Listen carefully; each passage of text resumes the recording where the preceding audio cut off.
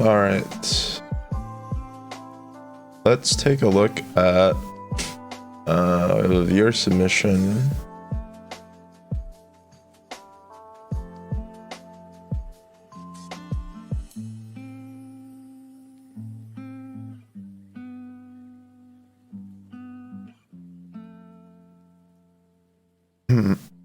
So Daniel Faisal, short-term goals. Getting better at evaluating value for hand to 4. Qualify for nationals. And then also getting top 32 at Hong Kong. Got hardened. So long-term goals, he wants to remembering pitch stack, top 8 at like a large tournament, and then have a top 32 performance at Worlds. Okay, so I'm assuming because he's saying that he wants to get better at evaluating his hand to 4 value, that this is a new word player, and so we'll keep that in mind. Playing Dash until dusk till dawn, but might decide to switch to Oldhim or Lexi. Interesting. Okay, I'm assuming that right now the games that are submitted are all Dash games, so let's take a look at the list.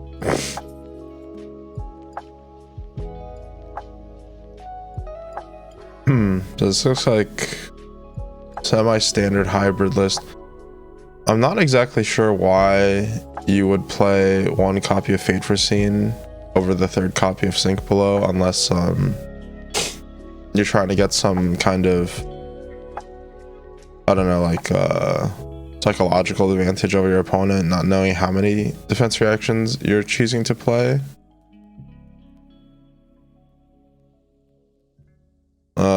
So you have a Remembrance. I'm assuming this is against Oldhims who are playing Warhorn. But I suspect Oldhims should be playing Warhorn less and less. And then the rest of it looks pretty standard. 3 Shockwaves, 9 T-Bones is probably pretty good against Lexi. Okay, so let's take a look at the videos that were submitted.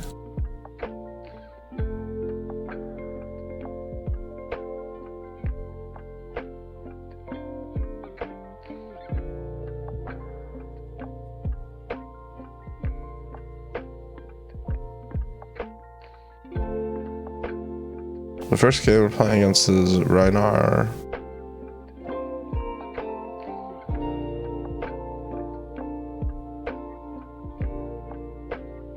And what is, hold on, let's see. What do they choose not to play? Against Reinar, they're choosing not to play any plasma purifiers. No yellow zipper hits. Cut. Combustible couriers and CNCs. Oh, we're playing all the defense reactions. I would probably not just like as a like to start off. It depends like what your strategy is into Reinar. Let's pull up the list again. So I mean, like Reinars usually attack you one of 2 ways. Either they're going to be kind of going all in on let's see if I can do dark mode. So like usually Reinars are going to be attacking like your hand and preventing you from blocking, which gets you really need to put together like pretty strong larger hands to like really combat them. And then the other way that they can attack you is they just play like a really value oriented like mid-range strategy. And so let's take a look one more time. time. The cards that are not being submitted. So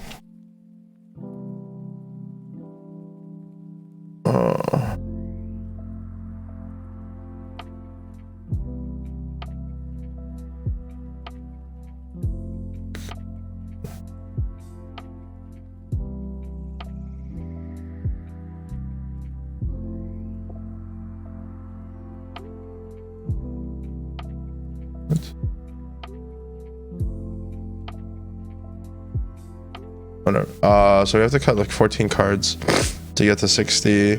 There's cutting Remembrance, all the purifiers, all the max velocity. So cut max velocity purifiers, CNCs. We left in like the defense reaction, so it's kind of strange. If you're leaving in one, I think Unmovable is very bad against Rhinar, just because off the bat, if they intimidate your, let's say like you have the Unmovable in your arsenal, which is kind of like the best place to play that card. If they intimidate like the blue from your hand, if you don't draw multiple blues, if they intimidate the blue from your hand, this card is just like a dead card. Plus, like, you can't use it proactively. I think that 0 for 4 D-Reacts are actually quite good against Rhinar.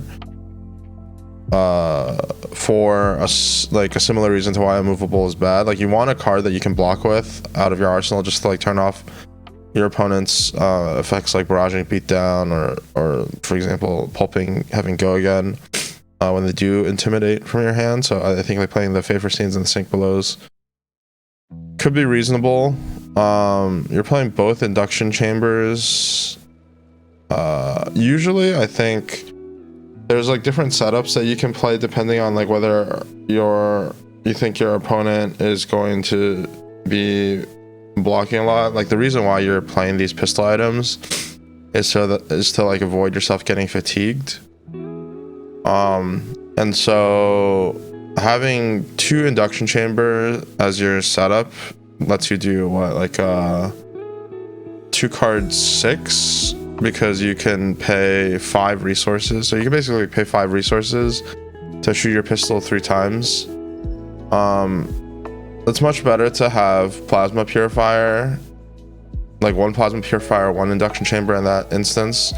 So I can shoot with 4 resources for 3 twice.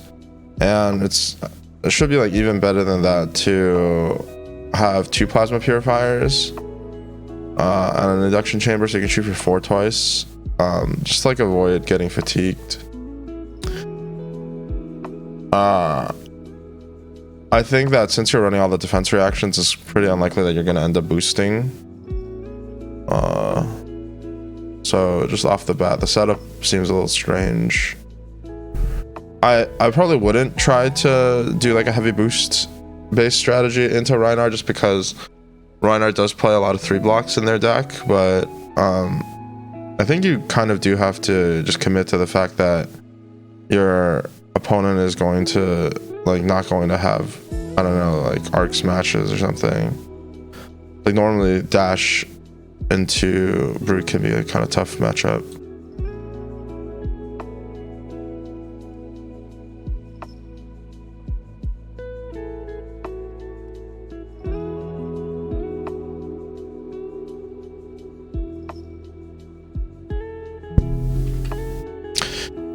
So in this situation, right off the bat, so one of the things that you said that you were kind of interested in is trying to get like more value out of your hands. I think if your opponent is rolling Scab Skins and then choosing to attack with a Pack Hunt, you have basically like 2 decisions here. You can either block for 9 to play around Pummel, or you can block for or you can block for 6. You're gonna get this blue Combustible Courier back, so it depends like how much you value having like 2 blues in your hand versus having this Pulse Wave Harpoon. Again, like you're probably not going to be boosting that much, so maybe having the blues is better, just so that you could like true pistol load, plus if you draw an induction chamber, it's gonna be good. But it's important to note that you basically have 2 bad arsenal cards, so if you draw more blues, it's gonna be bad. I think blocking 9 here is not the worst. Just to kind of like dig deeper, you do want to find your second induction chamber as soon as possible.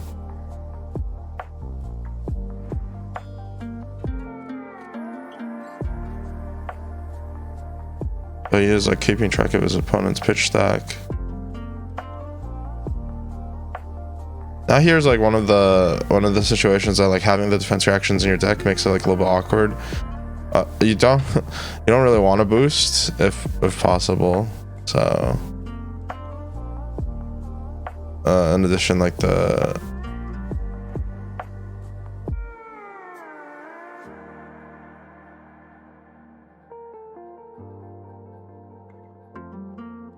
looks like you're spending your time like reading your cards. So like one thing about getting like familiarity with the cards is kind of just like off the bat, like not only like what your cards do, but also how your opponents are going to react to them. So for example, if you boost the T-bone because you wanted to like attack your opponent's armor, you have to understand that your opponent can block with Gambler's Gloves. So when it comes to like quickly evaluating what your hand does, the T-bone by itself in the situation is just going to be like 3 damage. So it'll like your opponent probably will either trade for a card or just like take 3 damage. In this game, 3 damage, like, and not going above 3 damage on an attacking card is usually not ideal. So like for example, one way to quickly evaluate your pistol, induction chamber pistol combination, basically costs 3 resources. So it's one of your blues converts into 4 damage. And then the nice thing about having induction chamber is that you can put an extra resource on to like preload the induction chamber for the next turn if you want to. Which kind of like frees you up a little bit to make some like more efficient plays on dash than otherwise you normally would be able to. This idea of like, let's say if you have like a multiple items out, like you can like use induction chambers and plasma purifiers and then put extra resources on them, so you never like really waste resources. So on some hands where you draw more resources than you need, you can carry that over onto like a future turn. And this is one of the strengths of playing dash. So just like right off the bat, this hand doesn't really do more than loading your items, attacking for 2 and then attacking for 3.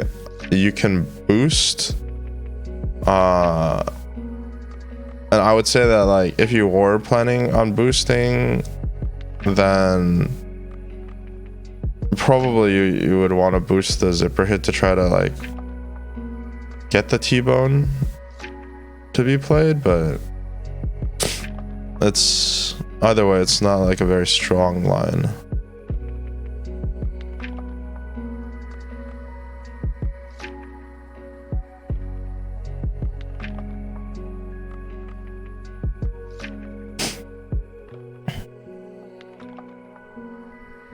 Okay, this I think is like a mistake. So if you were planning to like, unless you're like pitch stacking the T-bones, like if you're planning to throw like a 3 damage attack anyways, it's better to just like load up your chamber and then throw the T-bone. Like you're not playing maximum velocities anyways, so like most likely your end game win condition is to get your opponent low enough that the plasma pistol chips are what's important.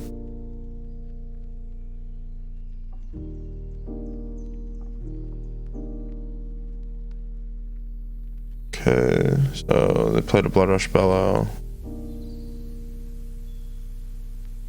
Yeah, so like here is another thing that this is just about like proper pre-game like preparation and strategy.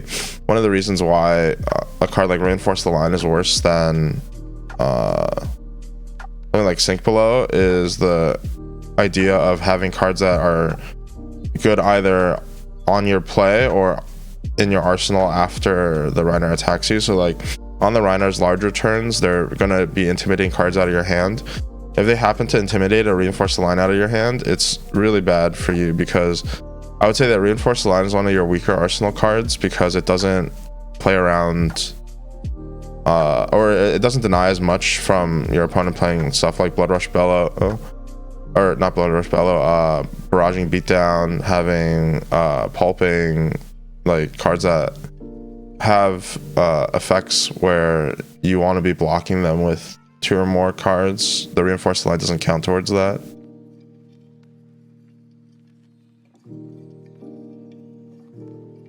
And this is another mistake that I see like newer players make, which is seeing that an attack is coming for 5 and then choosing to block like the armor immediately, because you know it adds up to 5. How you want to think about your armor is basically your armor is additional life points that your hero has access to. Your hero starts at 40 life, but you have 2 armor on your helm, 3 armor on your chest, and then 1 armor on your gloves. So basically your character is starting at, you know, like 46 life.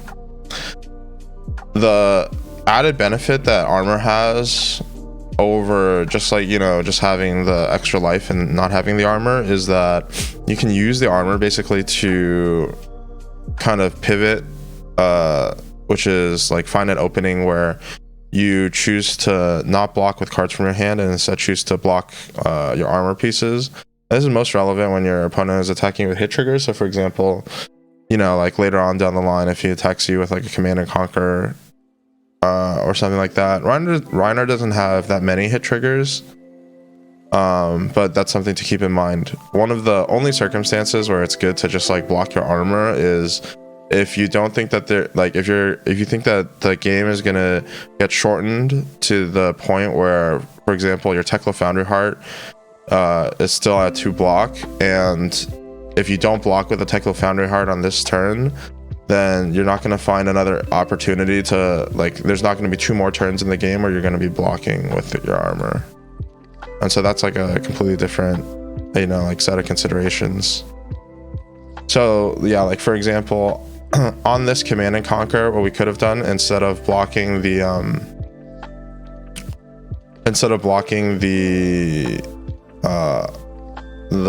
heart, the chest here, is maybe we could have blocked with a card from our hand plus like armor. Honestly, like the best block in that situation, it's a little bit difficult to say, because like if he had swung the swing big instead of the Command and Conquer, you would have rather had the immovable. But this is part of the reason why immovable is a little bit awkward against Reinar. In hindsight, the best play would have been to play the immovable, and you know, like you kind of do want to just like play out the immovable even if the attack is only coming for 5, because you have this card that's intimidated, that like the only real place for this card to go is like in your arsenal in the following turn. So it kind of sucks that like the opponent could have maybe come afterwards with like a big attack, like an attack for 8 or something. But I think that it would have been more worthwhile to just like block, you know, like block 8 over block on the claw, and then on the CNC, like maybe you can just like block 6 with 2 cards from your hand or something. Something to keep in mind. Like if the other Reinar player just goes like claw, so he had like basically like 3 cards, it's like pretty likely that they're gonna like come in with an attack, but it's just like, I don't know, this card immovable just leads to a lot of very awkward situations. And now you're left with this reinforced line in your hand that doesn't pitch efficiently, and so it's going to be not a great time.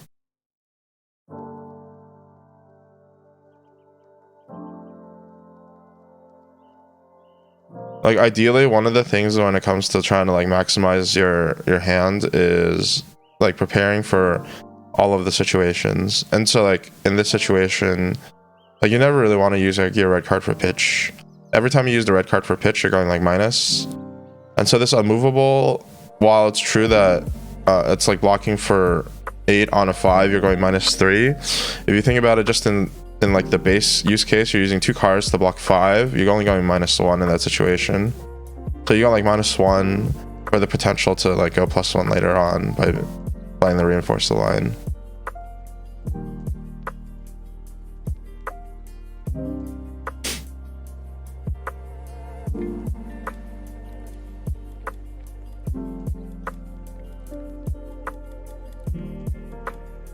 Yeah, so this is like, again, this is like a common mistake. So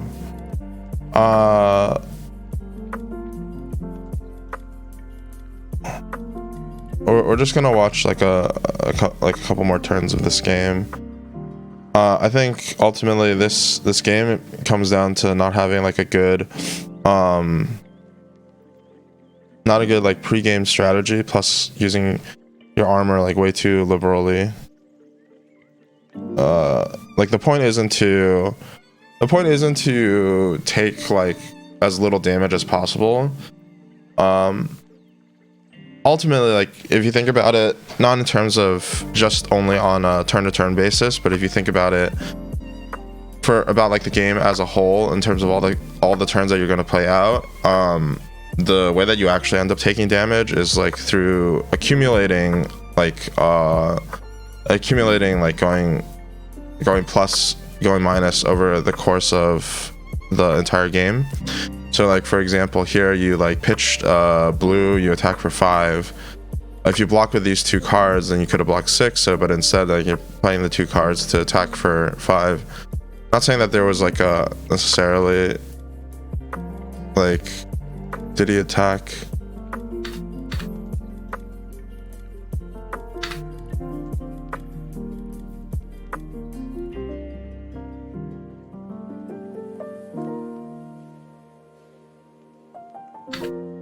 Wait, what?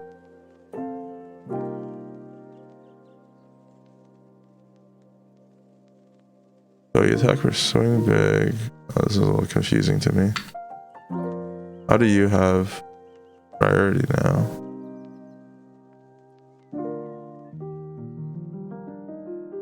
I think this guy skipped his turn.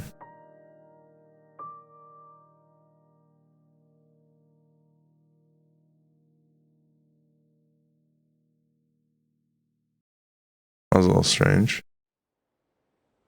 Yeah. In any case, like I think the major takeaway from this first game is that you need to just like come up with like an overall game plan as to how you're going to be playing the matchup, understanding what cards are or aren't good, based off of what your opponent is going to be doing, and you know that's going to come with time. So you're playing some cards that are gonna like lead you to making suboptimal plays in the matchup, like Reinforce the Line, like Unmovable, and you know that's part of the reason why some of these misplays are gonna happen. But I would say that the larger thing that you need to do is trying to figure out like how you're using your armor, and kind of, you know, like being okay with like trading down life and then finding good spots to use your armor when your opponent does present something that, you know, needs to be blocked. Like for example, an attack with Dominate that you couldn't block otherwise with cards from your hand, attacking with a Command and Conquer, something that has like a on-hit effect. That's really what you want to be using your armor for. So I'm gonna write notes.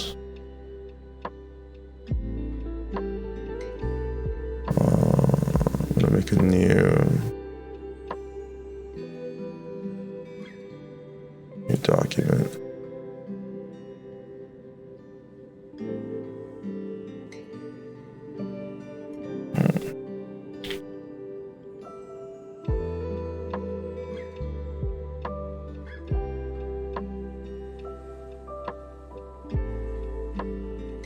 Actually, this should probably be a spreadsheet.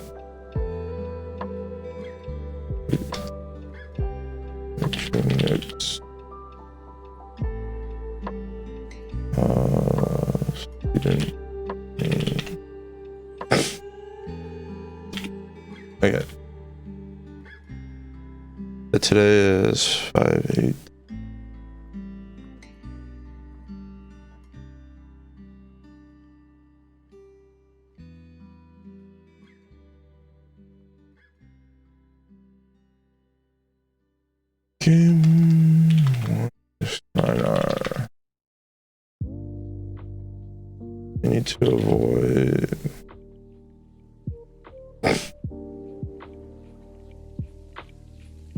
trying to make a better plan for each year you face going.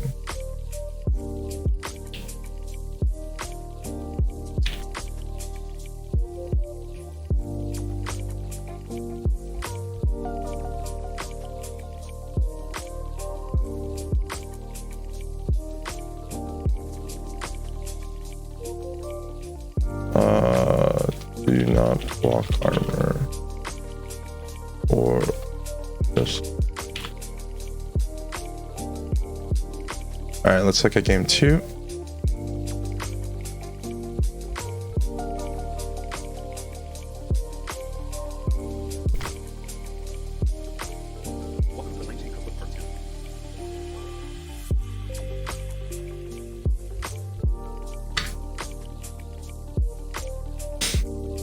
Okay, so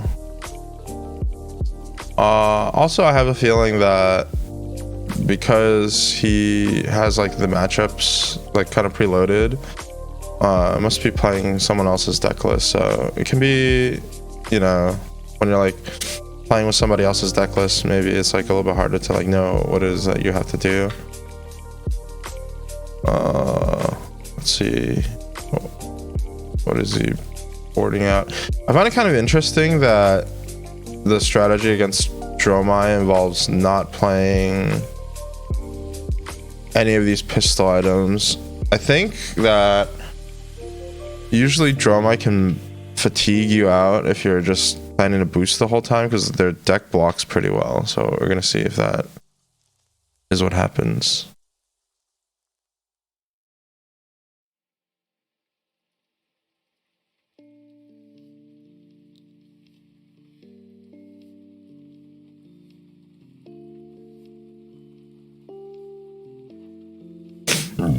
Hand is like a little bit awkward. T-Bone Yellow is a card that if you choose to attack with it is like pretty minus, unless it enables you to play something like a maximum velocity. And so I probably would have chosen to block the T-Bone over like maybe even the blue that you have in your hand. Having a blue is pretty nice. Your deck I think runs like 20 something blues.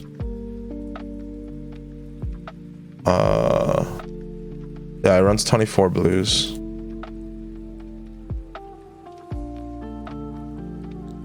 So just like you get like a sense for it after playing for a bit more, but like basically like if you play 24 blues, it's not guaranteed that you have a blue in every hand.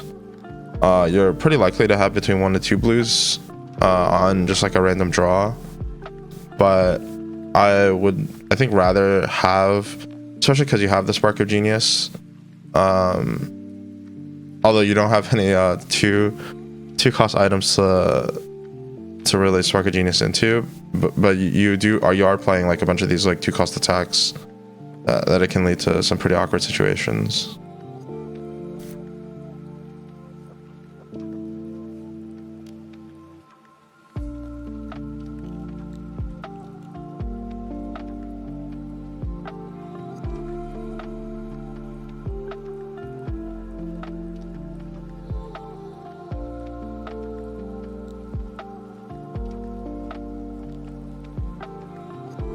Okay, so loading the pistol, getting a core, I think is pretty good.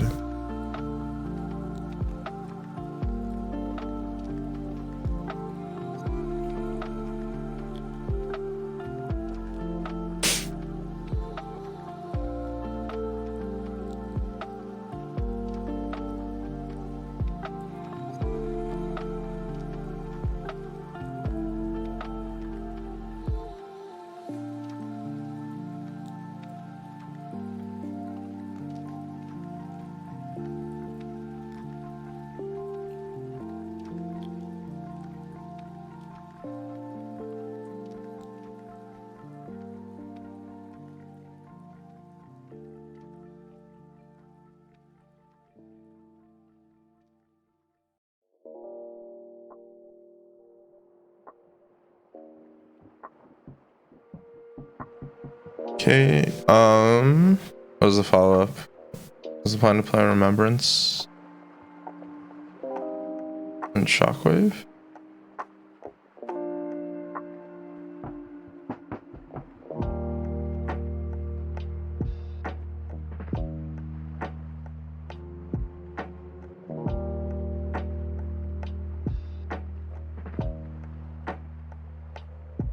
Okay, so we're saving the zipper hit for our follow-up.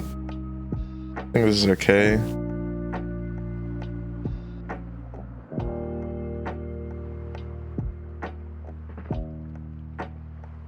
Opponent blocks armor, which I think is a mistake. They should just be taking the damage and then blocking with Ghostly Touch and Mage Master Boots.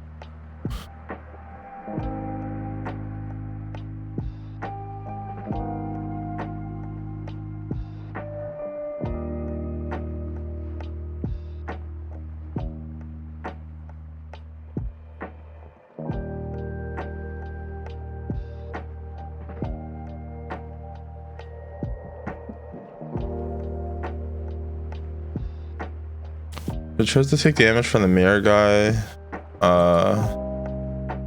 Is that reasonable? I think it's somewhat reasonable if you're planning to play Combustible Courier into Zipper Hit. And then you like pistol the Chrome Eye.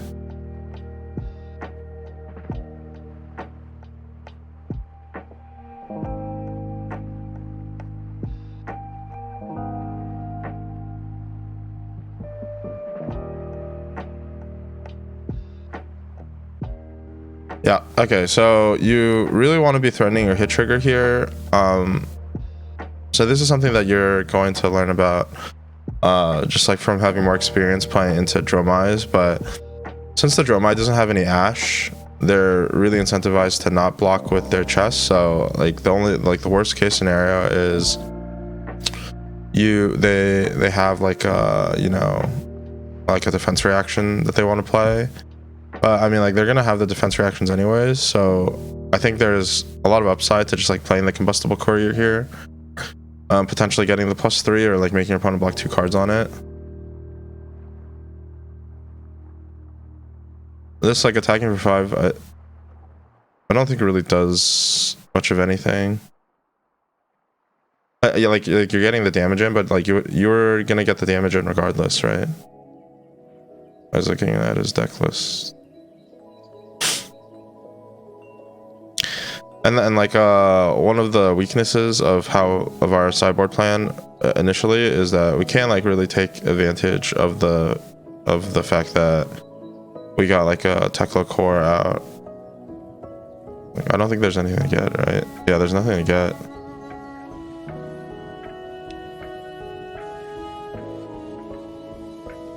All right, so yeah, you need to know like what cards you're bringing in. Like the pistol items were not in. No.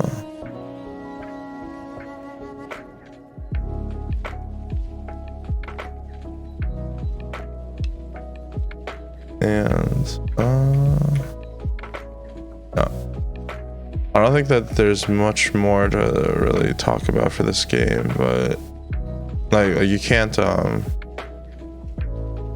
overcome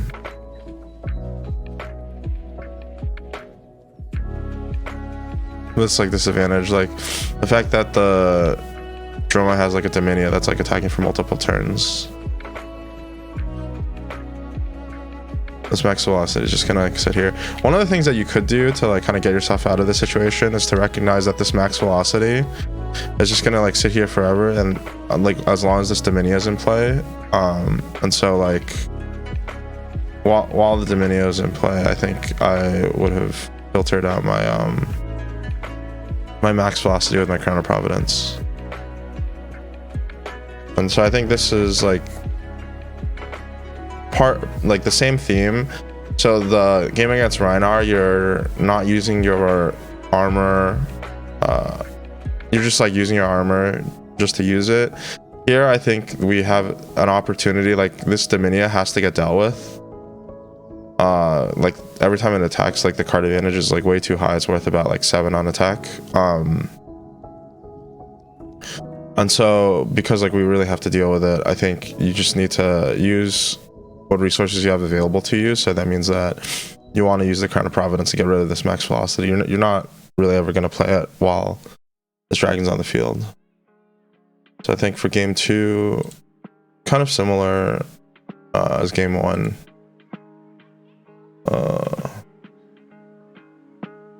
Game 2. Actually, I'll just keep this in mind, but game 2 need to have, yeah, I think in general, not gonna write game. I think in general the concepts is like using your armor better and having better game plans. So do not block coverages to save health. Use armor when it gives you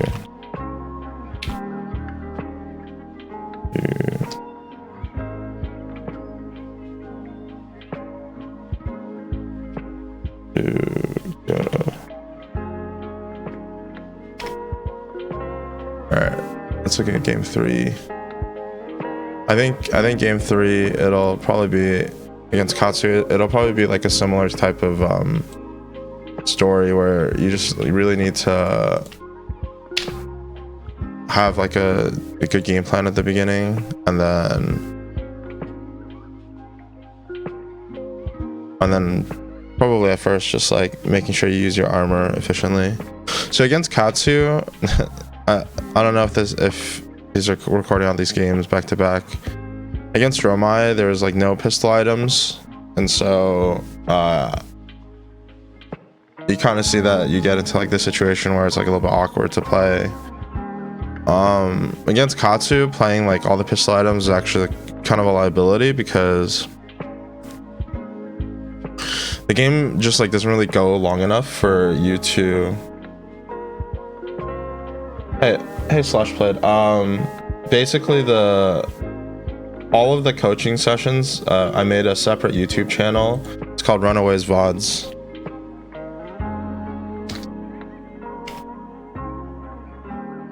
And basically the full streams are going to be on that YouTube channel. I think it's better for the algorithm to not have like different types of videos on the same channel. What's up, Great Crawler? And so I believe that in this scenario, like you really shouldn't be playing all 3 purifiers. I think if you do want to play any kind of item setup against Katsu, like maybe you play like one purifier, or one chamber. Having a 0 block in your hand is going to lead to some liabilities. And I'm not exactly sure like the best. So like I would imagine that the best way to attack Katsu currently is to try to find a way to attack. Is like, I think traditionally when Fi was the strongest deck, Dash was also like, could be like a little bit weak to Fi, just because Mechanologist in general has like a hard time dealing with heroes that can dump a lot of hit triggers or like a lot of damage onto like a single turn.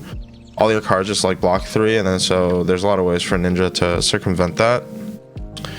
Ninja's main strength is trying to like accumulate value off of their equipment pieces, so that having like the three mega negative shockwaves plus 9 T-bones is really like your, I think, like ticket to success. And so I think if I was like running a setup like this, I might play maybe like between 2 to 3 pistol items and just like cut out all of the non-mech cards and really play to just like trying to destroy their mask. But we chose to, I think we're playing the defense reactions plus all of the items. And so I think, like, for example, like one of the win conditions for you is if you can go like, you know, T-bone with a magnetic shockwave, destroy both the Mask of Momentum and the Findale Spring Tunic to, like, you know, make your opponent have to play against you just like straight up without like any ways to kind of accumulate extra cards or extra resource points. And a card like Reinforce the Line particularly is very bad into Katsu, just because like Katsu rarely does like a single like really big hit. It's gonna be like a lot of like medium-sized to smaller hits, and so like you really don't want to be blocking 7 on any of the Katsu's attacks for the most part. Is this on turn 0? Yeah. Kind of like in line with our like knowing what our strategy is. I think like if you like, I would want to get rid of this reinforce the line probably, and also this high octane. Like if you just like make it so that you know that your strategy is to kind of chain T-bones, and you really can't be like playing it on turn 0. This is actually like one of your best cards to play against Katsu, so you can like pitch all your resources into your plasma pistol to like repeatedly put steam counters onto it to just like get rid of cards. The Katsu is gonna block the T-bone, so I mean like yeah, you get to like hit one of their battle worn pieces for sure, but I mean it's like doing 1 damage. It's not like an equitable trade for you when it should be part of your core strategy.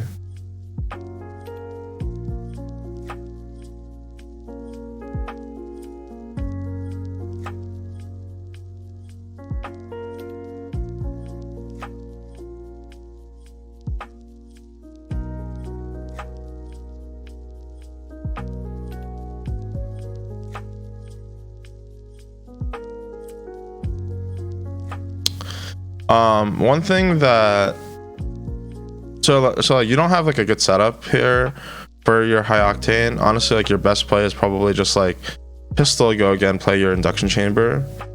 And so I see that you're trying to figure out like how to block, but you also want to figure out like how your card, how like you want to be thinking like when you're thinking about how you want to block an attack. I guess there's 2 things that you should be thinking about. You should be thinking about how what your opponent is going to be playing, and then also like what you're planning on playing the following turn.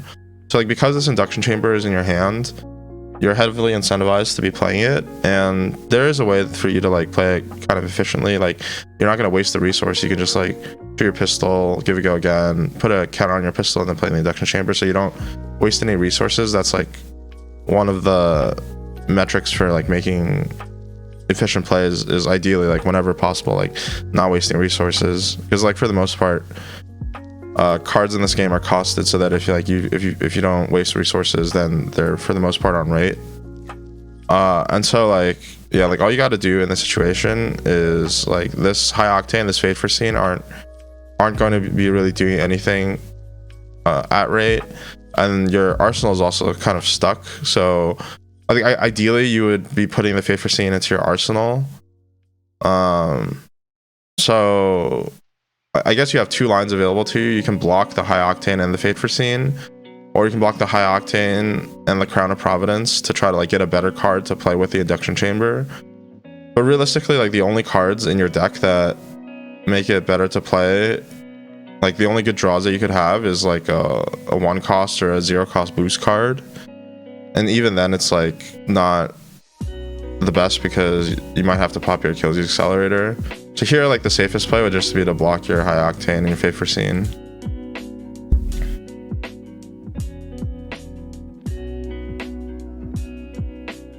Yeah, I chose to block armor, I think just to save health.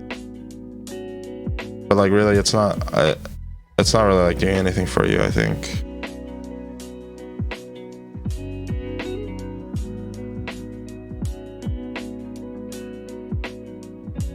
So basically you're trading your armor for a counter on your induction chamber. So if your base turn is worth like your blue is worth 4 because it's pistol plus chamber plus pistol, then your chamber is worth about like 1/3 of a 4th, so it's like worth 1.3, but you gave up like 2 life essentially, plus the ability to block out his hit triggers, which is worth more than 2 life in some situations for like 1.3 points of value. That's like kind of how you want to think about it.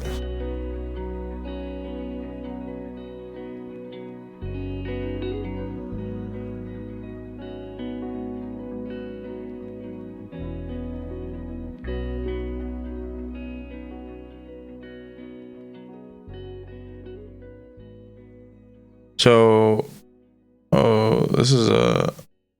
So you actually you have kind of like the combo assembled.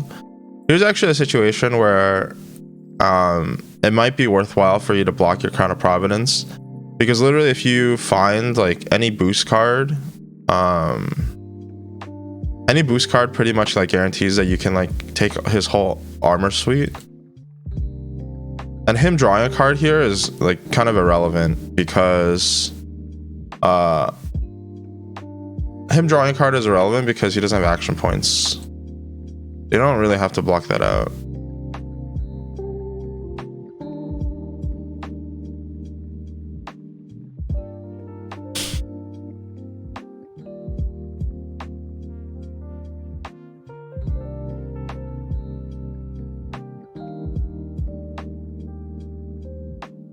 Yeah, I'm just gonna keep skipping through. So like the other thing that like you really want to, I guess, like be considering is like having good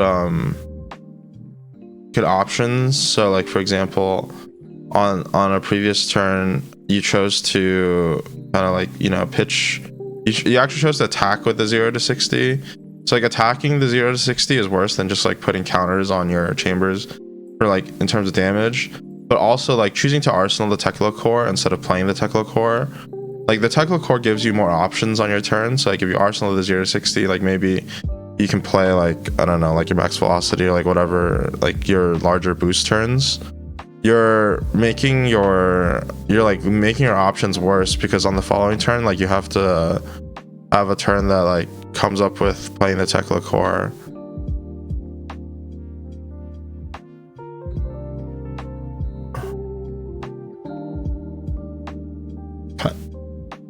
So I think that's like enough to go off on to improve. Yeah, in general, I think that the main thing that's causing you to make, I guess, worse plays is not really understanding what your main playing fun blitz decks.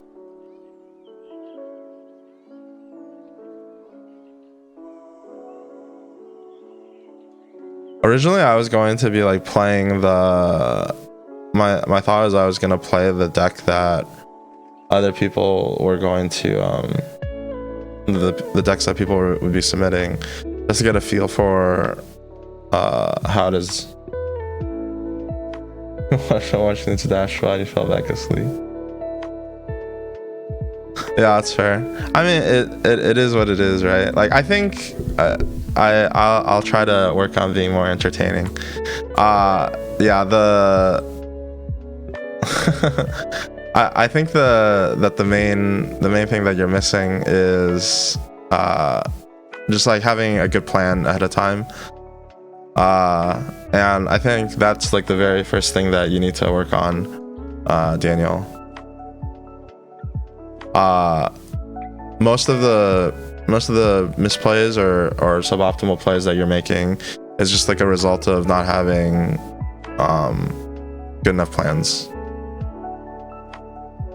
And I think that's something that you'll every time like you play a game and you get into a situation where you're like, oh, like I'm doing something that doesn't feel like it's high value, or if I'm doing something that like I'm forced into like a tough spot, I think that's when you need to kind of reevaluate like the cards that are putting you into tough spots. You probably should be avoiding playing in the matchup.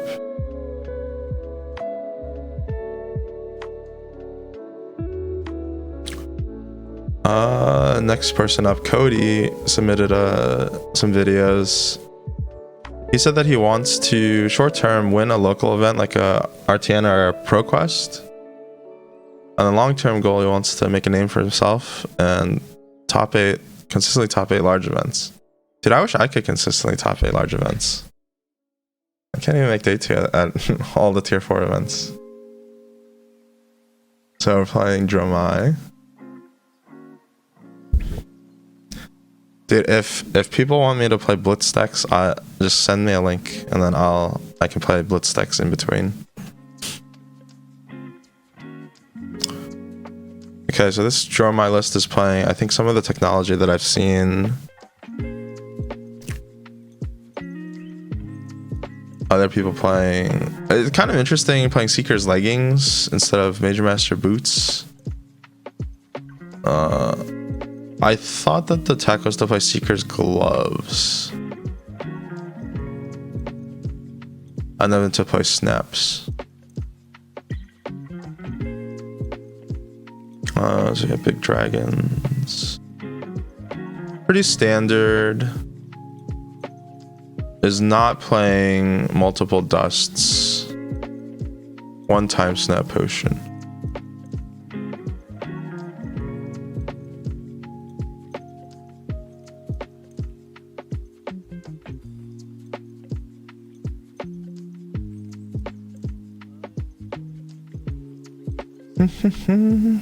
Okay, playing versus Viserai.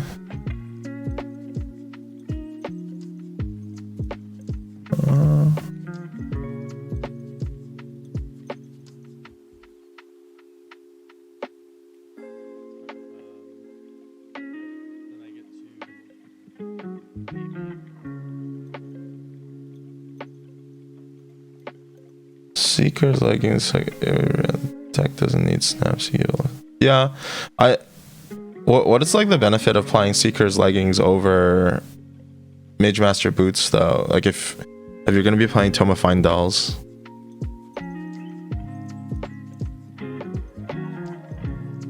Like which matchups would you want to be playing Seeker's Leggings? I guess when you go second. When you go second, you can activate the Seeker's Leggings as instant.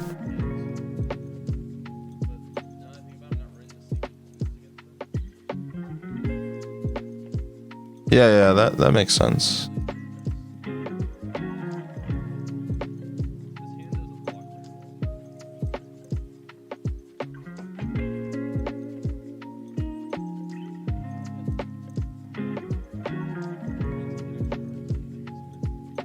Kind of interesting that he chose to pitch the CNC. I think one of the best things that you can do against Viserai is playing CNC.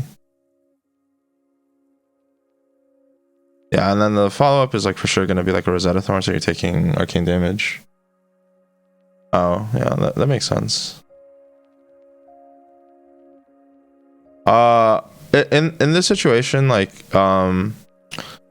I think since you're going second, like, yeah, like, okay, generating the Ash makes sense. When they're swinging the Rosetta Thorn with the Rune Chan, like, I think you just pitch the Tome of Fyendal, just like take less damage. You're basically saying that the Tome of Fyendal is worth like 2+ like whatever it is that you're gonna get off of it, because you're not playing it on this hand, and it's basically like a free block here.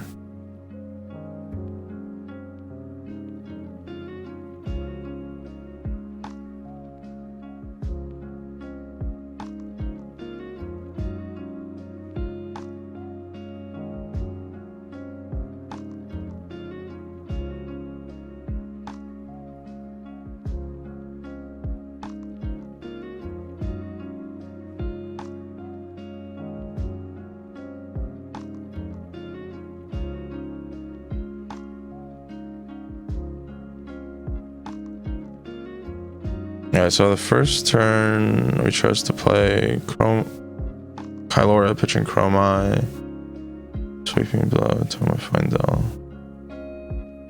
Alright. Yeah, but like, so there's two, I don't know, so there's two, he's playing 3 auras, like 3 Passing Mirage. It's kind of awkward that you drew 2 Passing Mirage and Tome of Fyendal on the same hand. But like, even for example, like choosing to pop the Mage Master Boots on turn 0, playing the Passing Mirage, I think is going to be like decent value, because the Passing Mirage is going to be worth usually like 4 if the Viserai attacks their Rosetta Thorn into it. The downside of taking the extra damage for the Tome of Fyendal is that like your Tome of Final has to get like 2 more value than otherwise normally would have been able to, because like if you just pitch it for 2 health, then like it's basically going +2 already. You're choosing to go -2 on turn 0 just to like be able to play the Tome of Final. I don't know, something to think about. And then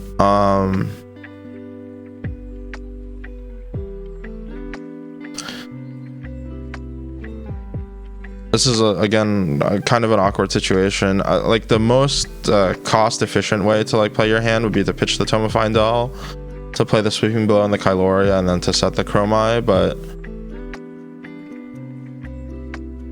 I wonder if you have so like overall I think like playing even if you play Kyloria and then the Viserai doesn't have poppers in this situation, you're basically giving like the Viserai value for playing Mauvrin Skies while also not like presenting a big board. I think in my experience the most difficult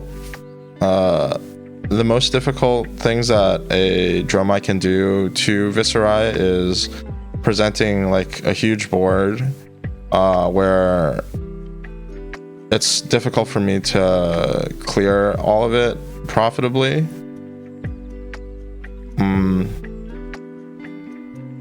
And so I don't know.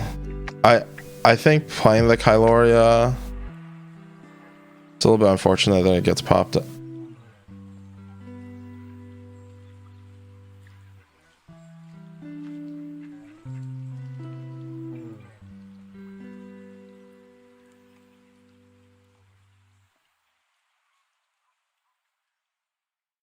We choose to block it. What is our plan?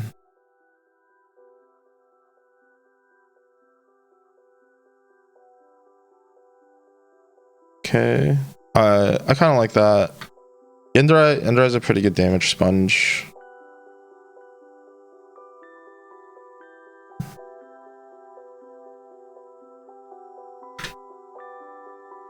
Okay, here I think you are heavily incentivized to not block, and so like the Swarming Gloomveil doesn't have a hit trigger, like there's no Mauvrin Skies attached to it, and so we basically have been setting up this entire game to playing this Tome of Final, and every time like you're delaying it, like I get like you want to wait for like the absolute best hand, but also this is like not a bad hand to kind of go in on, just because like you're going to get, you know what, like 2 Ash minimum. You can play the Vinzerikaya off of any red that you draw, and then you get to play like the Azulai as well, so you're probably going to be presenting you have like a 3 dragon board, plus you have at least like a card to set. I think like the snap block is a little bit tough.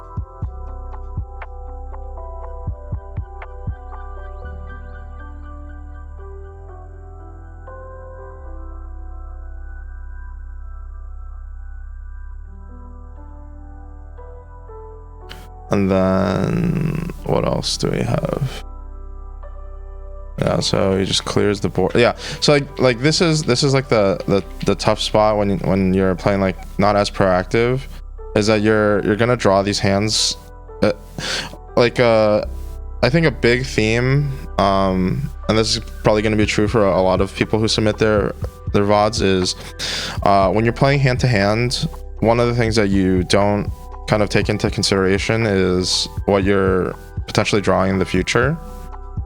And so I mean, like you are slotting in what, like at least 6 D-Reacts. I think you probably are playing like Oasis Respites. The potential for you to keep drawing into gas is not that high. So when you, especially like when you have a board already on Dromai, like when you have a board, you really don't want to be drawing like the defensive cards, because your opponent is incentivized to be hitting your board and not your face.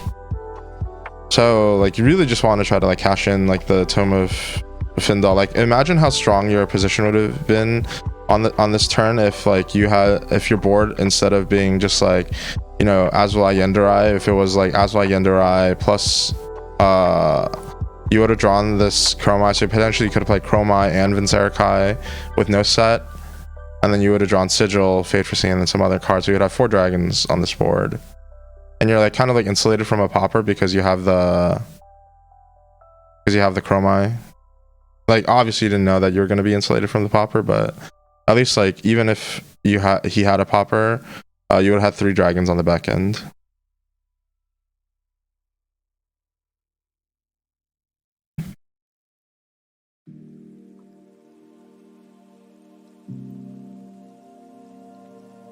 Yeah, and then yeah, continuing to play the playing the dragons like one at a time, I think is kind of losing proposition. That's really like where Viserai wants to be, like wants to just like swing the Modern Skies at 1 dragon. Or like Rosetta Thorn, just kill 1.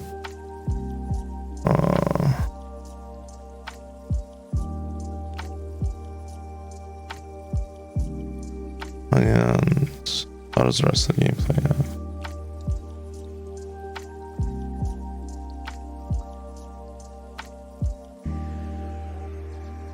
Very interesting.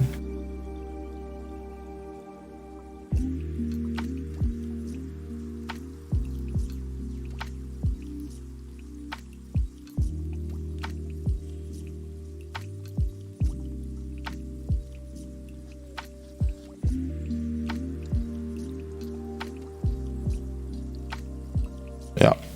And so like you end up winning the game, but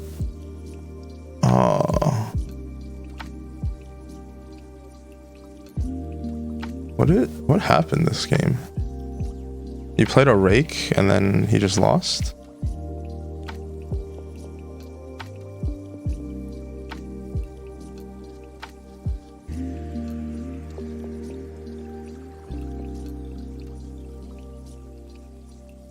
Interesting.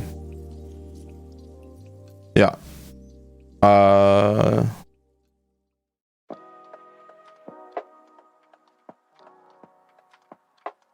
I think maybe the opponent just like didn't draw guess.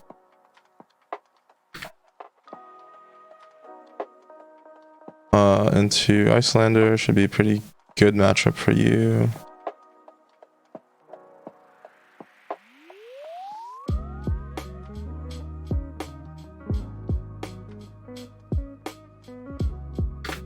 To make 2 Ash, pretty good.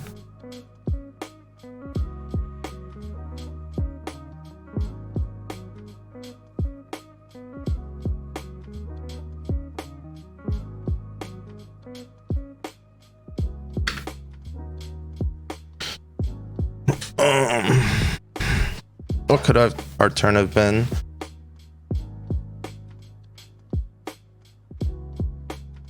What is your turn now? You revealed a winner's bite. You're pretty insulated against winner's bite, right?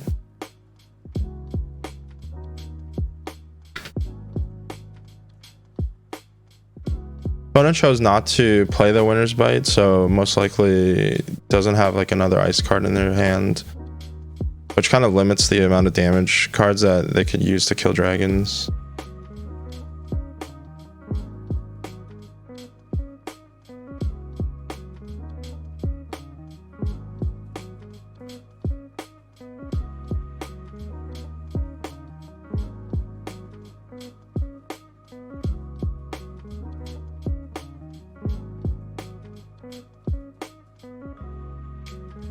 Oh, that's a good draw.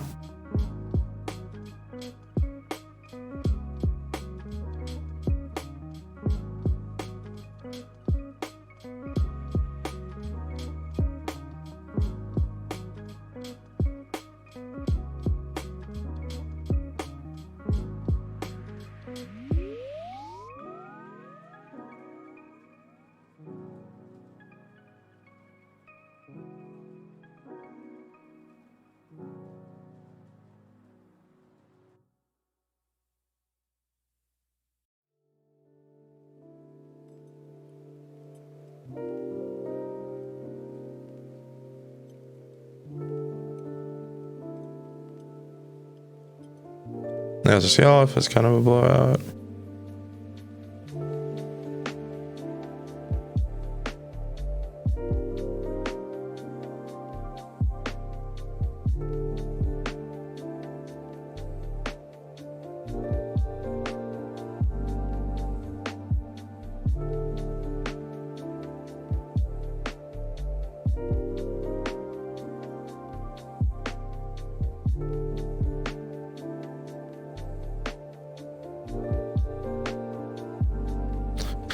All right.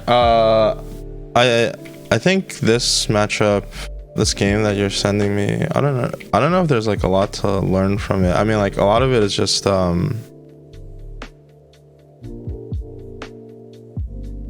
lot of it is like playing the matchup. I think there are some instances where potentially like you could have like maybe been a bit more aggressive. Like the sand cover was sitting in your arsenal for a while, but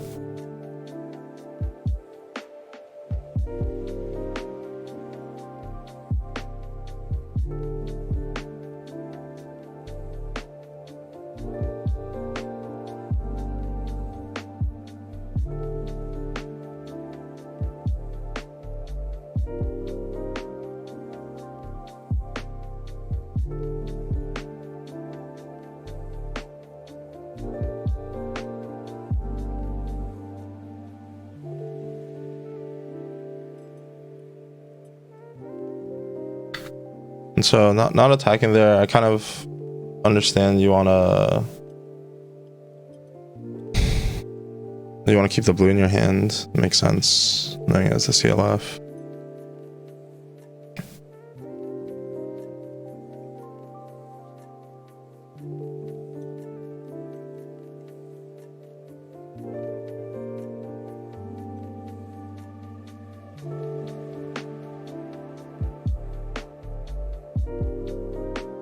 Yeah, I mean, like this is just a winning matchup.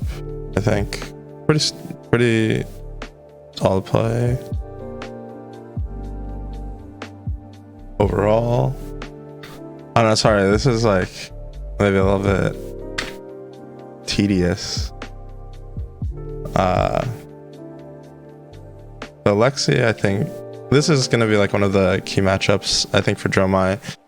We watched on the last stream Brody playing against Mara. This is kind of like a bigger dragons, so I think like the key cards for the key cards for the Dromai player to kind of I guess like get the advantage over Lexi is that Rake the Embers is like really difficult for Lexi to clear.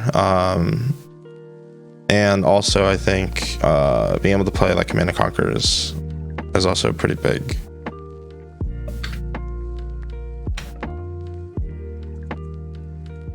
Kind of interesting to see. I think if you're going first in this situation was the best. I think you probably just want to throw the Ember Moss and a pie. I think Rake the Embers is like really like your best card, even if they get to like Arsenal. I think you're okay. Like you really just want to be making Ash on the first turn. Because so we choose to play the Rake.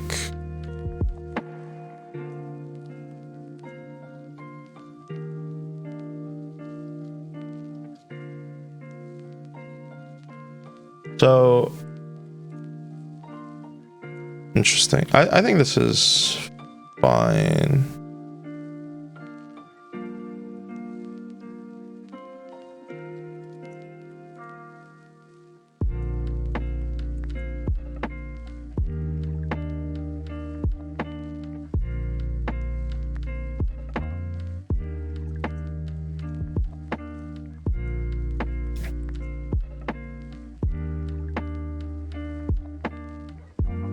Yeah, it's like a little awkward. Like you don't want to Arsenal the Ember Moss and a pie.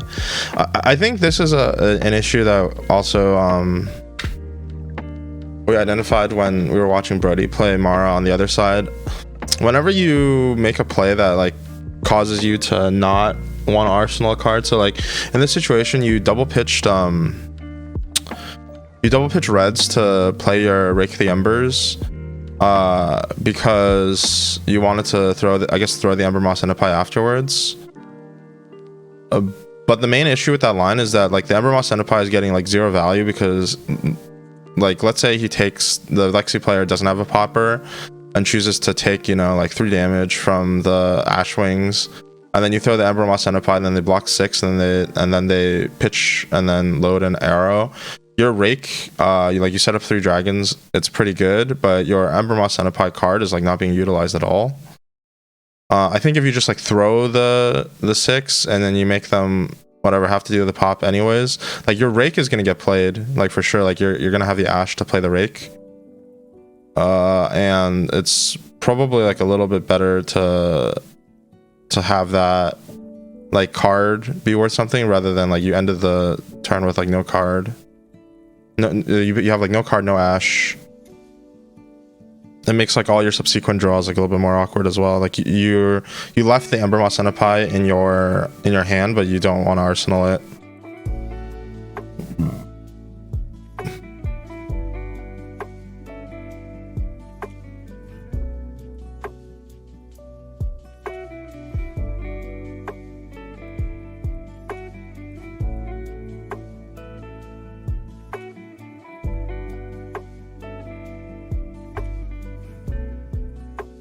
Yeah, and then like again, what do we block? So we blocked the Heat Seeker to deny the face-up arsenal.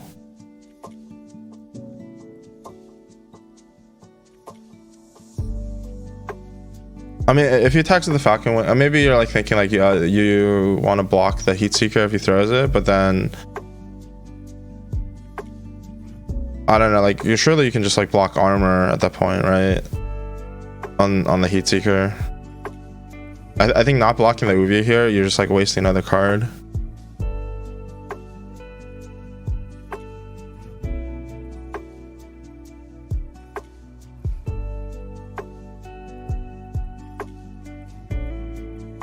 And so we got hit with a hamstring shot, is that right?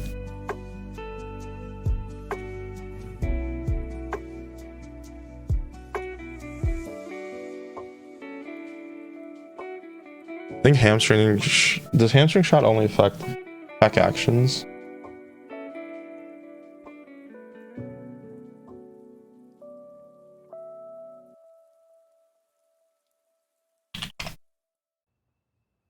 Oh, first attack. Okay, so your attack costs 1. Okay, so you're gonna get taxed.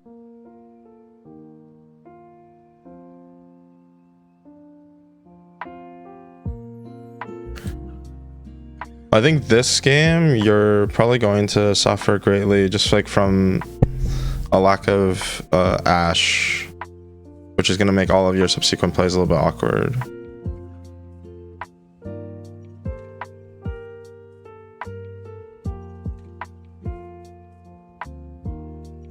And so like yeah, we traded a card for 1 Ash, but we could have been like set up for Ash from turn 0. This is like just like a snowballing effect.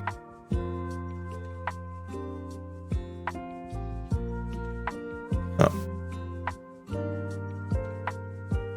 I think probably, yeah.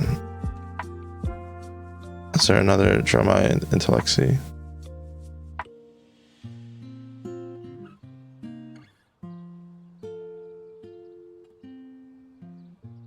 Okay, so they're going first.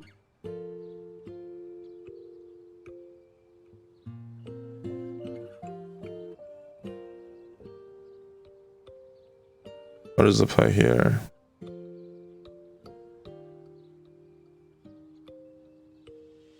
I think there's a couple of options. You can play like Mirror Guide Dust Up is not too bad.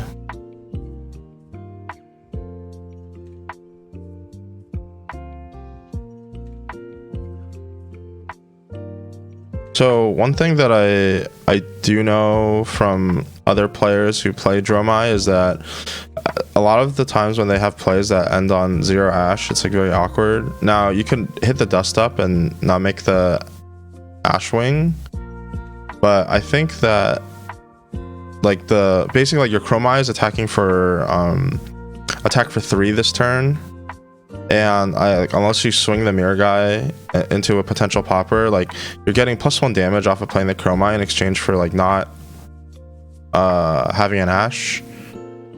If you hit your dust up, you could have made an ash wing, so you get like the 1 back. Yeah, and then you don't want to. I think if you make this play, like for sure you have to swing the Chromeye, or the Mirror Guy into their face. But I mean, like it can be pretty scary.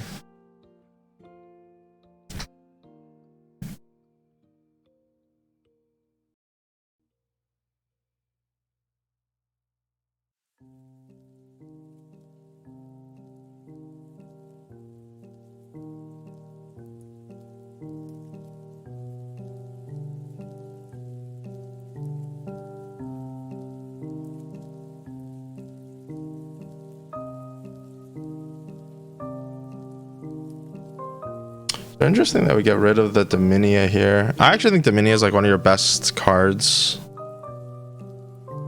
But you know that they have the Lightning Press, I guess. They do have Mirror Guy. I don't know.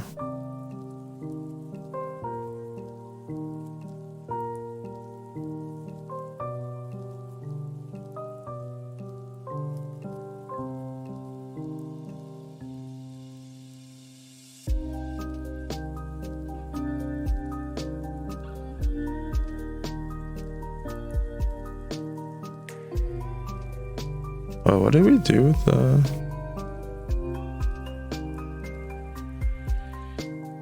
What happened to the sweeping blow?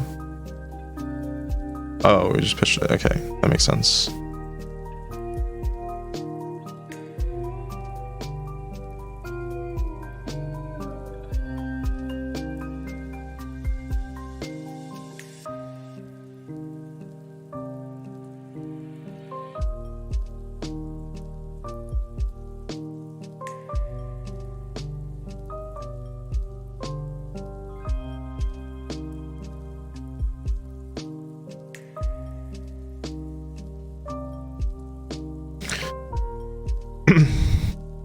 Here, the Furnace block, I don't think makes a ton of sense because you're not blocking a hit trigger. Seems like it's just like you're just doing it to do it kind of thing.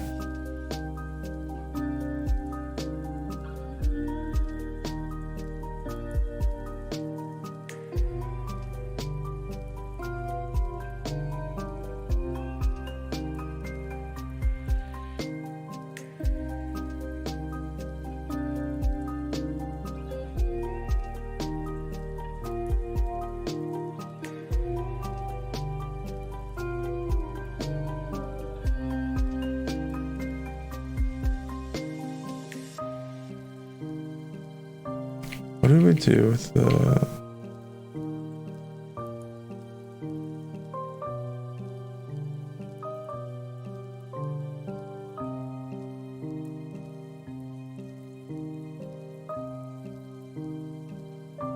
How did the Tomotai... Oh, and it got inertia. Okay. Alright. So I think in general, my notes, so I think that you are like in a decent spot for in terms of like understanding how your deck works, but you're making a lot of plays that gonna lead you to like awkward situations. And I would say that the best thing that you can do to kind of make like an improvement in kind of like all of the games that I've watched so far is that like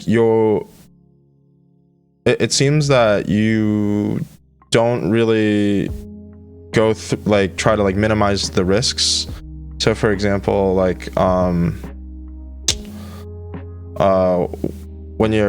it's mostly like when you're playing against Lexi, like you're not minimizing the risks. Like if your opponent has a popper, same thing like when you're playing into like Viserai, you end up with these situations where like your last card in your hand is like a card that is either gonna like sit around in your arsenal for a long time, or is a card that you don't even want to like put in your arsenal, you play in a way where you kind of have 0 ash, and then that also leads to just, you know, like being kind of like in a tough spot. And so I think that like the best thing that you can do is try to find plays that lead to the most options, not only on your current hand but on subsequent hands.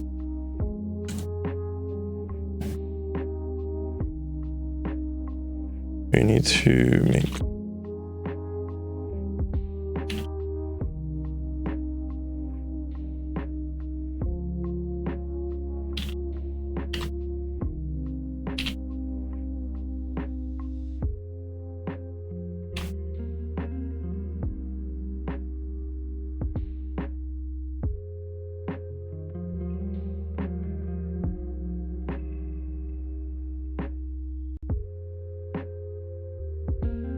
so leaving a blue in your hand and you don't want an arsenal. Also choosing, oh, also like you need to, I it's kind of tough. So like when you're playing Dromai, you're like essentially playing like a hero that snowballs. So like these like micro decisions that you're making on the first turn like really have a big impact. In addition,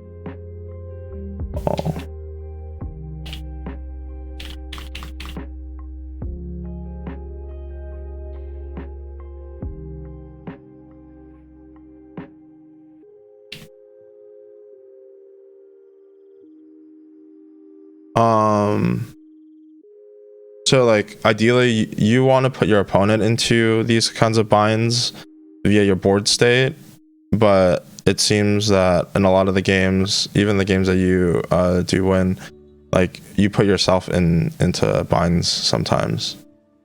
So I think that's I mean, like overall that's kind of my advice to improve at first, and then let's see if that's helpful. At least someone is in a bind. Yeah. 50% of the mission.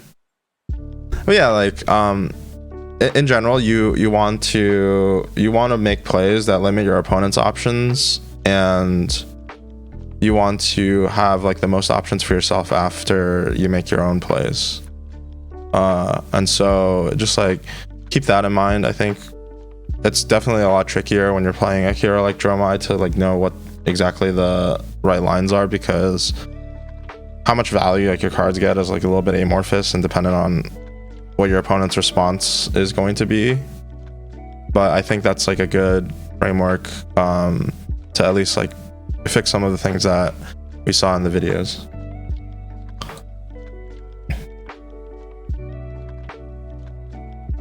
All right. I think that's all we have for the people who submitted videos. I will maybe do a whole stream on Ethan if I can get him to come on call with me, but let's finish off by watching another one of the Pro Tour matches.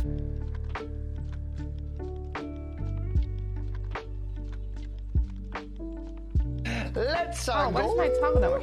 Steve!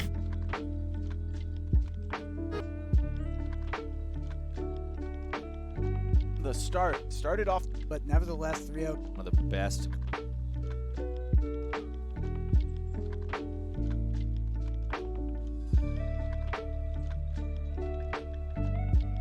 Oh, I wanted to watch the Matthew Folks.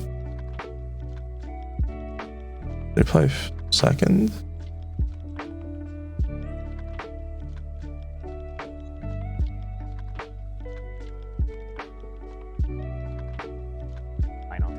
The start started off this tournament with a loss to draft.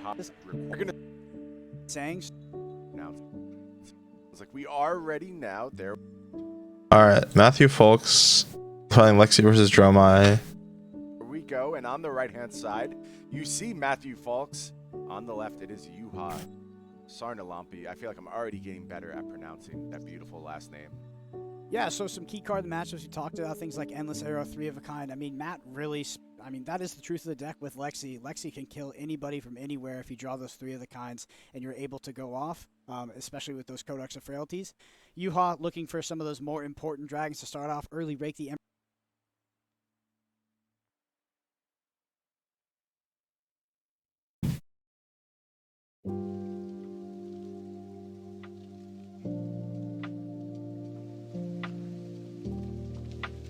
The Matt's just taking like a setup turn. Yuha made an Ash.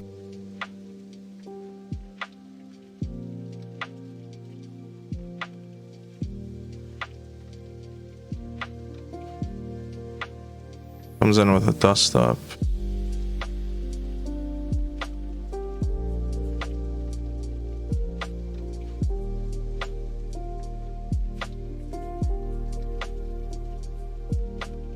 It's a little bit unfortunate that his last card is probably like a defensive card if he's choosing to pitch the Sigil for Ash.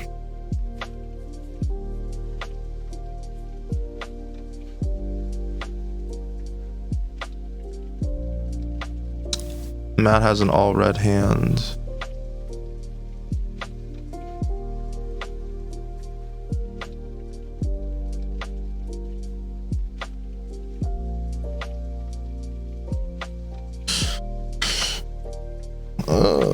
Very interesting that he chose. Okay, so he's choosing to throw the Heat Seeker out of Arsenal. So he wanted to clear the Arsenal, probably because he wants. He like drew Bolton shots, I'm assuming. Yeah, doing a little backtracking there, looking for the Snapdragon Skillers, trying to kind of retrace the turn through the graveyard, it seems. Players will take the indication of it. Looks like potentially a Right after a dragon, apparently. only go face, right? They're out of control. Let's say Chromai with 1/8 right now. Flashbang, 30 man. Okay, that last Bolton shot in the fast forward. Utah's one of a kind. Leave that. Thought that was good.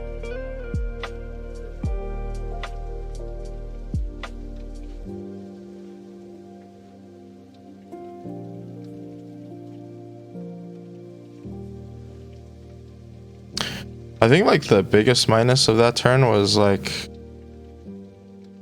basically using snaps for very little value. He got to play like an extra drill shot out of it. I think I would have rather had the Arctic set because like Arctic Red is like one of your better cards. And like if Matt had played the if Matt had played the 3 of a Kind before choosing to pitch the Arctic, I think that he could have set himself up like a little bit better. Potentially would have chosen not to pop the Snapdragon Scalers. Like you can go Falcon Wing at face, flip up the Snapdragon Scalers, throw like a drill shot, a Bolton shot, and the Heat Seeker, right? Like you Bolton shot the Chromai, and then you throw the drill shot and the Heat Seeker at the face by pitching a blue. Instead, like you trade like the snaps for throwing like another blue Bolton shot. I don't know, that doesn't seem that great to me.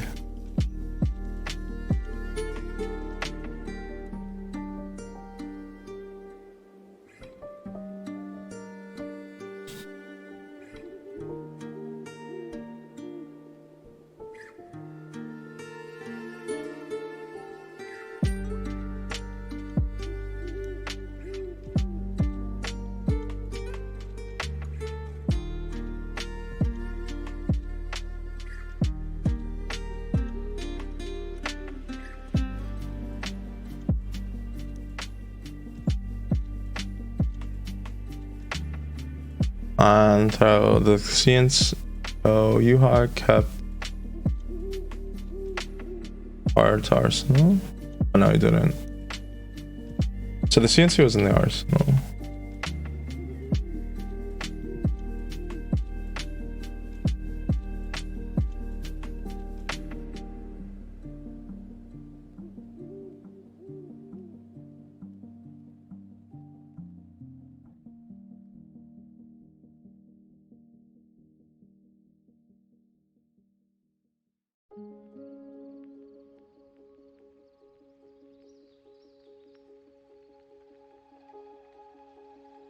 Actually attacking for 5.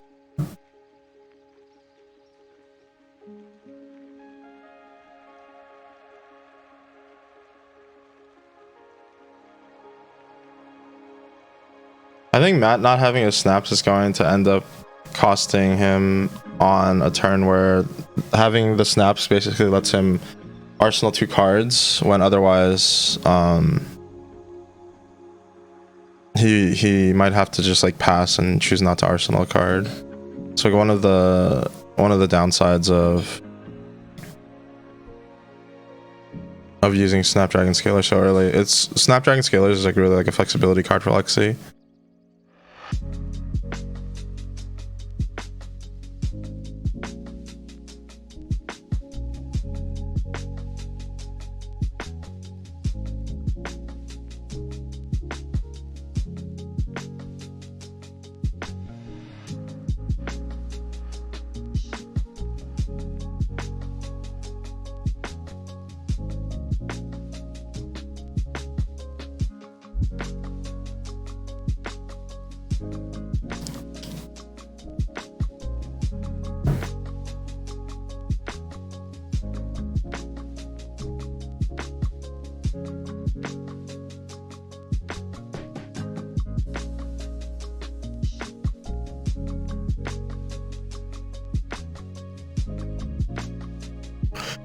I actually think that it might have been right to not play the premeditate and then just like leave in your arsenal. The ponder token doesn't really do much, so he's just playing it as like a nimbleism because he would have ended up with an extra card.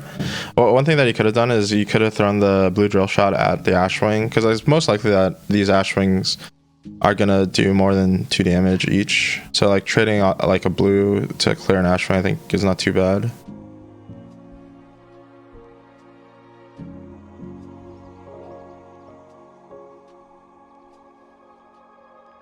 Yeah, like I think especially if you have Bolt and Shot as your last card, one thing that you could have done is you can play premeditate and then just like shoot the Bolt and Shot on clear arsenal to start the turn, which is very strong because then the Bolt and Shot has you know, like a real hit trigger. If you draw like Pathing Helixes, they also get like much better on that turn.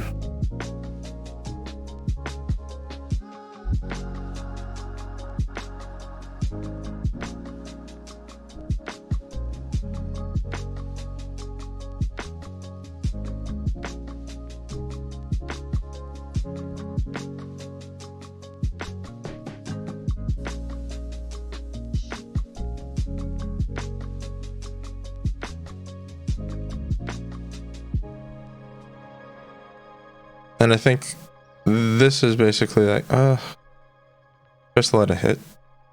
Like the main, I think, way that Dromais have to kind of counterplay against Lexi is by, it's like a dual, like both threatening like the dragon attacks plus having stuff like CNC on the back end.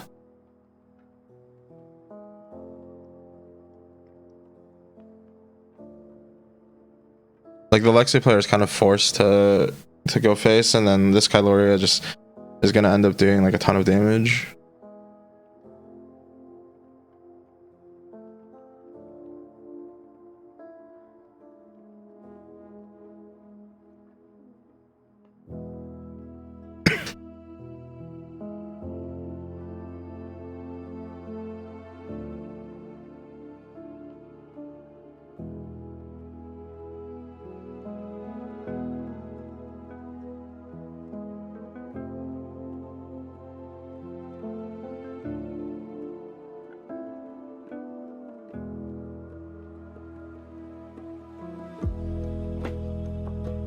Yeah, and the Arctics are a little bit weaker against the bigger dragon deck because they just play more blues.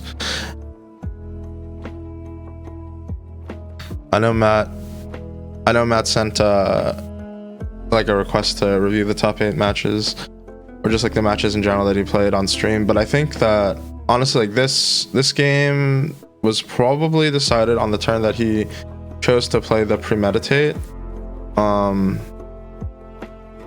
I think if he had chosen to take like slightly slower approach, that potentially would have been it would have ended up being like a lot better, because he ended up taking like he could have like taken like this whole turn basically. Like I think Yuha didn't draw the additional CNC until the following turn. So if there's like a premeditate on the back of this turn, I think it's in general just like a lot stronger.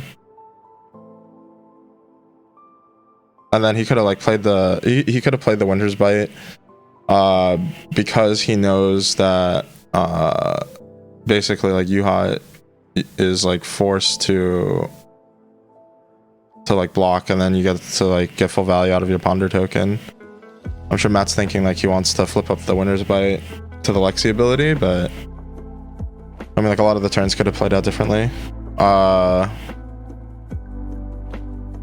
Yeah, I think like maxing the value on the on all your stuff, like maxing the value that you get off of your Snapdragon scalers at the beginning of the game, plus like maxing the value on the premeditate was really the key. And then Yuha just gets to basically take advantage of the fact that these things didn't happen, and then so he can threaten like a big board. Well, I don't know.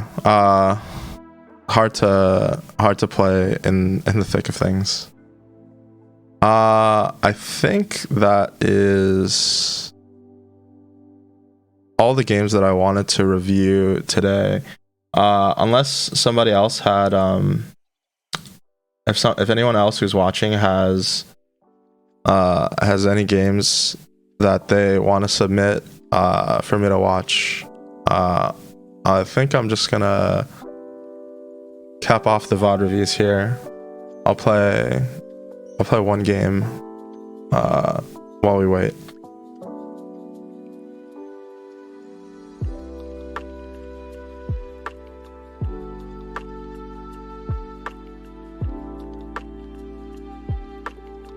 We need an epic moment. What is my password?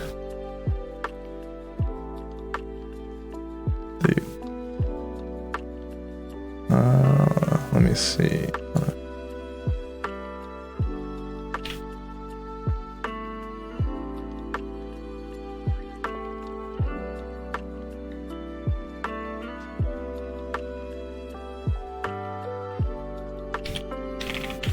think I'm gonna have to make a new Talishar account.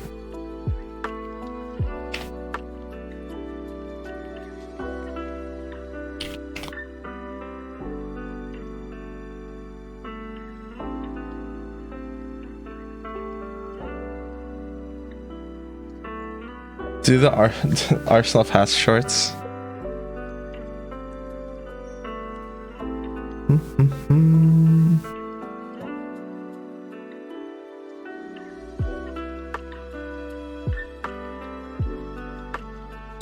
Playing against Reinar.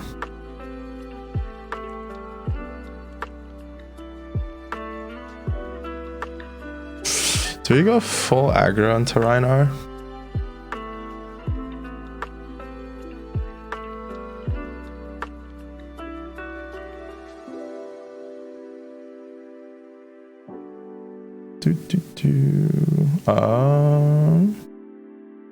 So I like this. Don't actually like the E strikes because a lot of times, like, I think it's pretty hard to end up with like 2-card hands into Reinar. Choke Slam is also probably not as good. But cut E strikes, cut choke slams, cut 2 D reacts maybe. Let's just try it like this. Okay.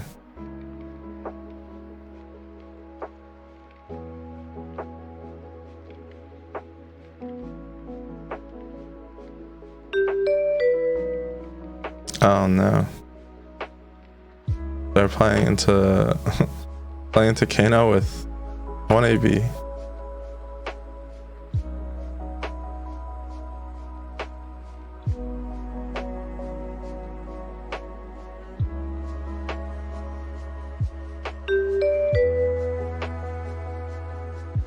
That's gonna be sad. Yeah,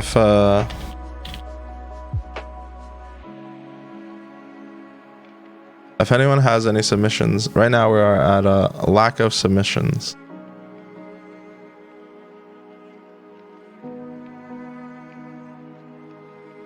We're just playing into Kano.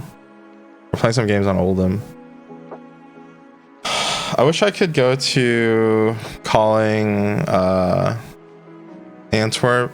I think if I was playing in the calling that I would probably choose to play Oldham.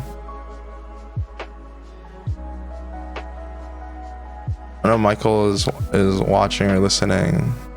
He's probably gonna end up playing Oldham. I think it's a pretty good choice.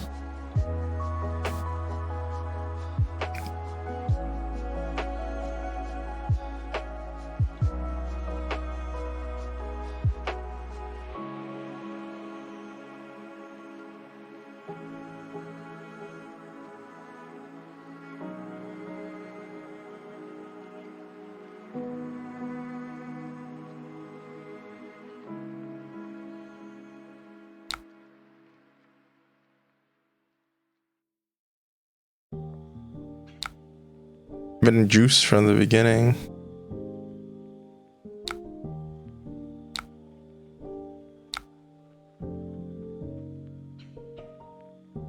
The guy who's playing Reiner said he had to leave. So now we're playing a Sec wizard build into a Kano.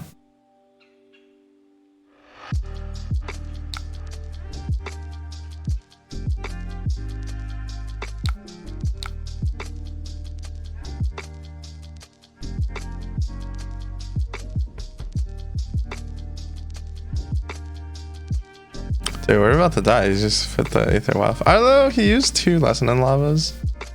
It's actually not as likely that he can do like a crazy turn.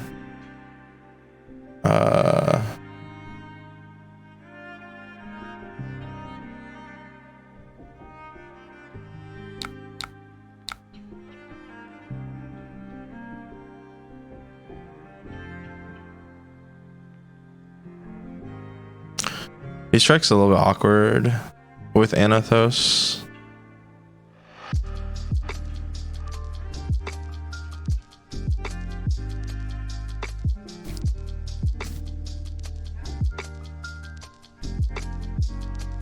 I think like the best, probably like the best plays would be if we draw Toma Harvests and Toma Harvest the Sea Strike away.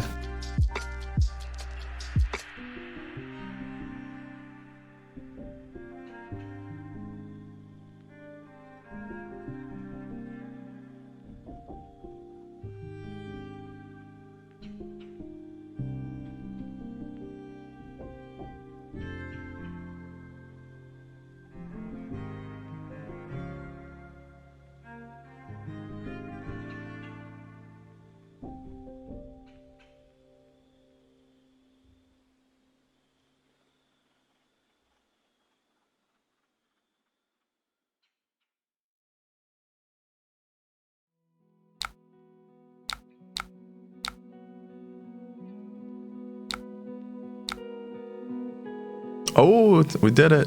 We drew the Toma Harvest.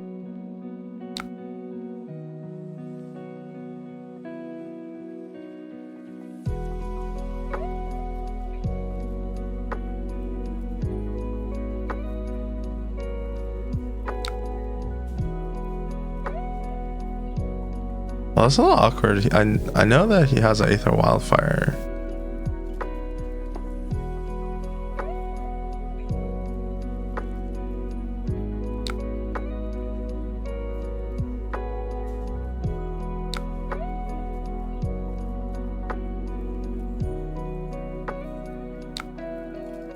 Yeah.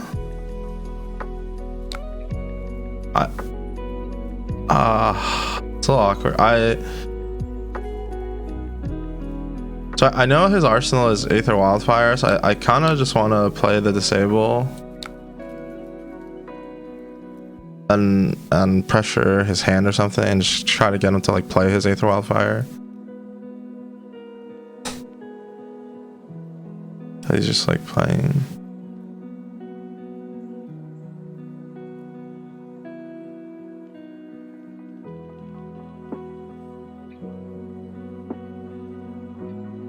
This way at least there's like some pressure of like a pummel or something.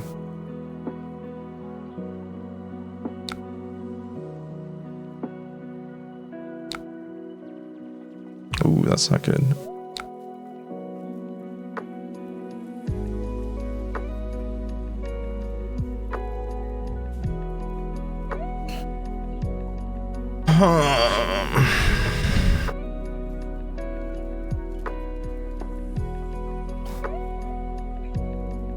I really want to arsenal this Rouse.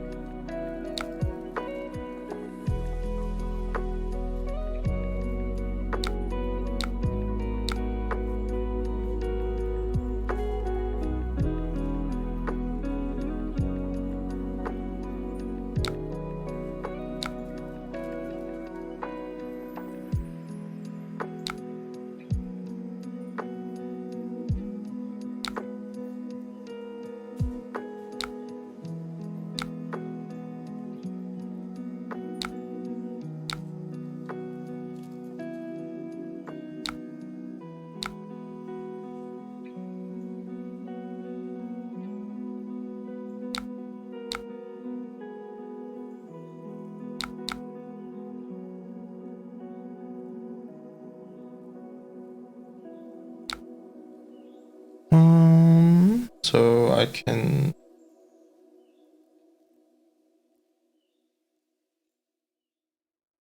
unblock Tunic here. Earth React.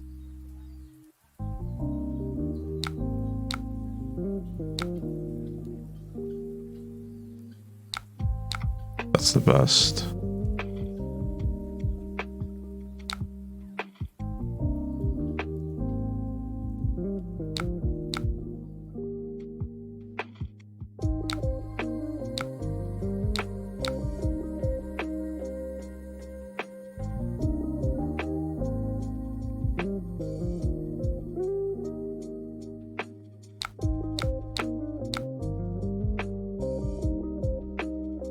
Oh no.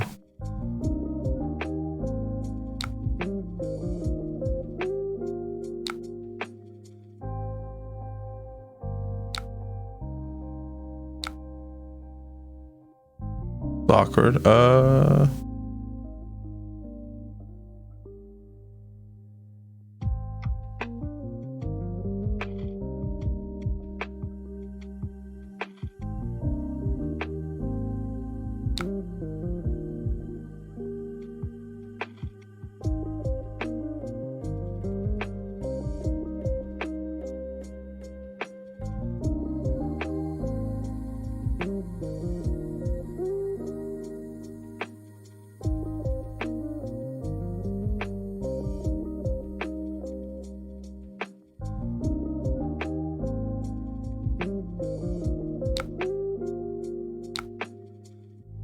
I think I pass here.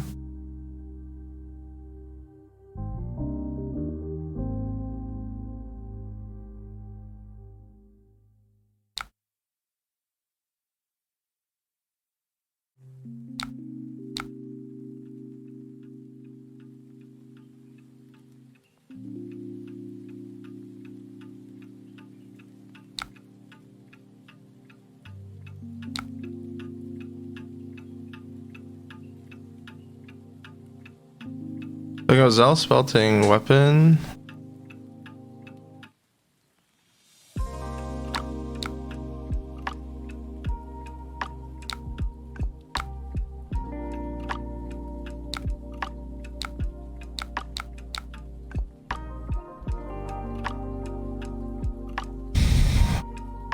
He can like go off, but I have Crown of Seeds plus another card.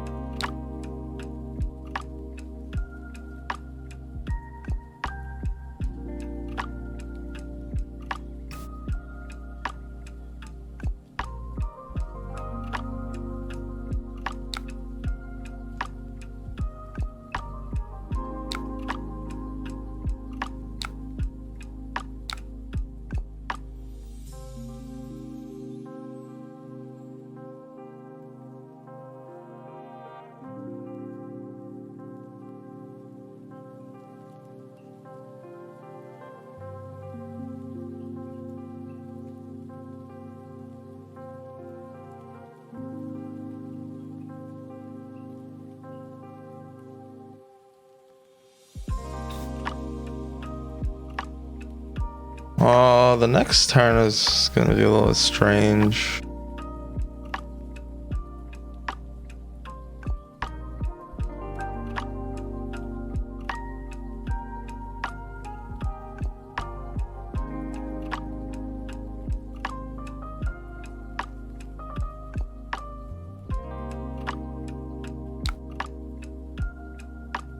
It has 2 random cards.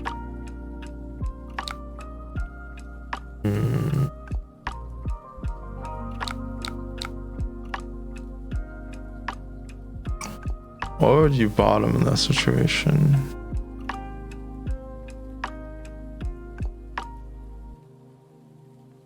I think you probably keep blues on top.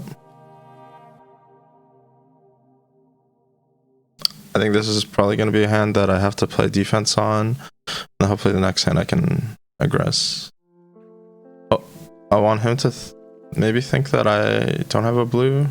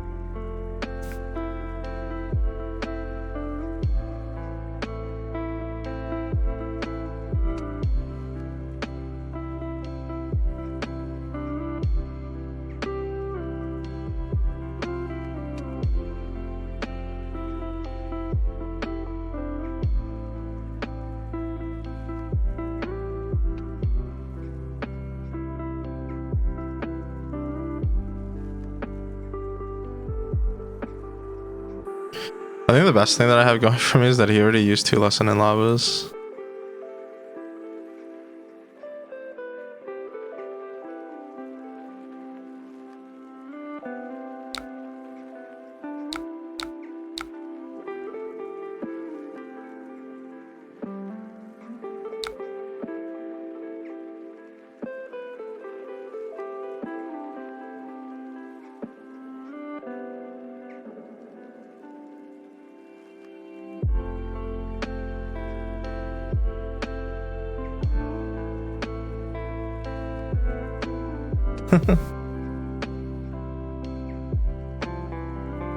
Stop spamming.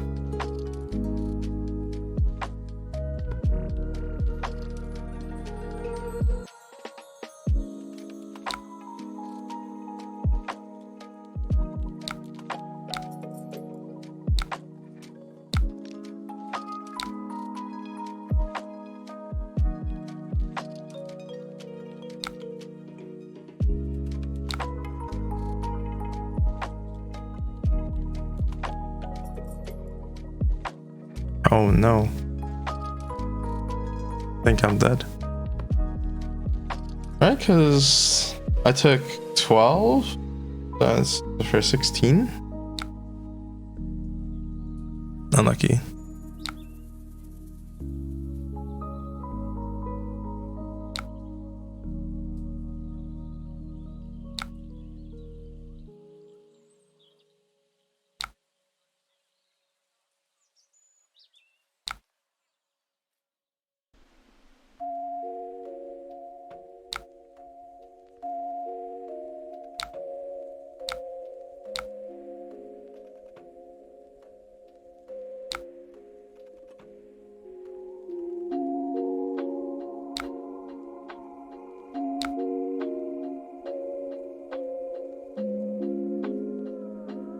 Unlucky. Alright, well, that's all we got for today. Thank you so much for watching the stream. See you guys on the next one.